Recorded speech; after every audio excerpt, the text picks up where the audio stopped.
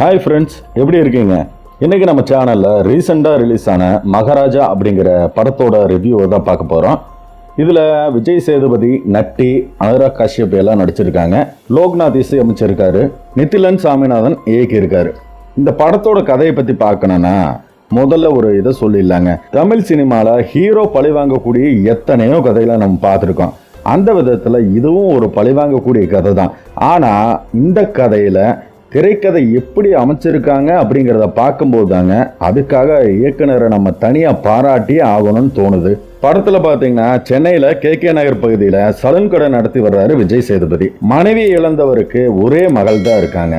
விபத்தில் மனைவி இழந்தப்போ மகளை காப்பாற்றிய ஒரு குப்பை தொட்டியை வீட்டோட பூஜை அறையில வச்சு கும்பிட்டு வர்றாரு. அந்த குப்பை தொட்டியை யாரோ திருடிட்டு போயிட்டாங்க. அதை கண்டுபிடிச்சு கொடுக்க சொல்லி போலீஸ் ஸ்டேஷனுக்கு விஜய் சேதுபதி வர்றாரு. இதாங்க முதல்ல கதை. அந்த ஸ்டேஷன்ல இன்ஸ்பெக்டரா இருக்கவர் தான் நட்டி.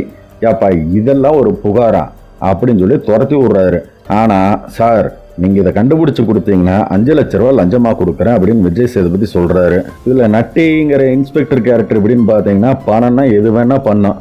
அதனால நட்டியோட தலைமையில ஒரு சின்ன குழு அந்த குப்பை தொட்டியை கண்டுபிடிக்கக்கூடிய வேலையில இறங்குறாங்க. அதுக்கப்புறம் என்ன நடக்குதுங்கிறதாங்க மீதி கதைய. ஒரு குப்பை தொட்டிக்காக 5 லட்சம், அதை கண்டுபிடிக்க ஒரு குழு அப்படின்னு நீங்கள் ஆச்சரியப்படலாம். ஆனால் அதில் தான் படத்தோட கதையே அடங்கியிருக்கு. அந்த குப்பை தொட்டிக்கு பின்னால் ஒரு முக்கியமான விஷயம் ஒளிஞ்சிருக்கு. அதை சொல்லிட்டா படத்தோட சுவாரஸ்யம் முழுசாக குறைஞ்சிரும். அந்த சம்பவம் என்னங்கிறத படத்தோட கிளைமேக்ஸில் ரொம்ப விறுவிறுப்பாக பரபரப்பாக சொல்லியிருக்காங்க. தொடர்ந்து தோல்விகளையே கொடுத்து வந்த விஜய் சேதுபதிக்கு இந்த படம் ஒரு வெற்றியை கொடுத்துருக்குன்னே சொல்லலாம். மகாராஜான்னு அவரோட கேரக்டருக்கு பேரை வச்சுட்டு அவரை ஒரு மாக்கா மாதிரி காட்டியிருக்கிறதா ஏன்னு தெரியலைங்க. ஃப்ளாஷ்பேக்கில் ரொம்ப இயல்பாக இருக்காரு. ஆனால் நடுத்தர வயது வந்ததுக்கப்புறம் அப்படி எதுக்கு தோற்றம் வயசான மாதிரி ஆயிடுது? சாதாரண கதாபாத்திரங்கள்லேயே தெரிக்க விடக்கூடிய விஜய் சேதுபதி ஒரு மார்க்கமான ஆளுங்கிற கதாபாத்திரத்தில் எப்படி நடப்பாருன்னு நம்ம விக்ரம் படத்துலேயே பார்த்துருக்கோம். படத்தில் கதாநாயகன் யாருமே கிடையாதுங்க. விஜய் சேதுபதியோட பொண்ணு படிக்கக்கூடிய ஸ்கூலில் பிடி டீச்சராக இருக்காங்க மம்தா மோகன்தாஸ். இவங்களோட கேரக்டரும் ஏதோ செய்ய போகுது அப்படின்னு எதிர்பார்த்தோம்னா அதுலேயே நமக்கு ஏமாற்றம் தான் மிஞ்சுது. விஜய் சேதுபதியோட மனைவியா ஒரே ஒரு காட்சியில் திவ்யா பாரதி வந்து போகிறாங்க. இன்ஸ்பெக்டர் கதாபாத்திரத்தில் நட்டி, சப் இன்ஸ்பெக்டராக அருள்தாஸ், ஹெட் கான்ஸ்டபிளாக முனிஷ்காந்த் நடிச்சிருக்காரு. அந்த குப்பை தொட்டியை தேடக்கூடிய குழுவாக இவங்க வர்றாங்க. அவங்களுக்கு உதவக்கூடிய இன்ஃபார்மரா சிங்கம்புலி வர்றாரு. பாய்ஸ் படத்தில் 5 கதாநாயகரில் ஒருத்தராக நடித்த மணிகண்டன் நீண்ட இடைவெளிக்கு அப்புறம் இந்த படத்தில் நடிச்சிருக்காரு. பகலில் எலக்ட்ரானிக் கடையை நடத்திட்டு நைட்டில் திருட்டு வேலையெல்லாம் செய்கிறவரா அனுராக் காஷ்யப் நடிச்சிருக்காரு. அவரோட மனைவியா அபிராமி வர்றாங்க. விஜய் சேதுபதியோட கடையில் வேலை பார்க்குறவரா பாரதி ராஜா 1-2 காட்சியில் வந்து போகிறாருங்க. படத்தில் நிறைய கேரக்டர் இருக்குங்க. ஒவ்வொரு கேரக்டரையும் திரைக்கதையில் கொஞ்சம் கொஞ்சமாக பயன்படுத்தி இருந்தால் கூட முக்கியமாக பயன்படுத்தியிருக்காங்க. அஜனேஷ் லோக்நாத்தோட பின்னணி இசை செமையா இருக்குங்க.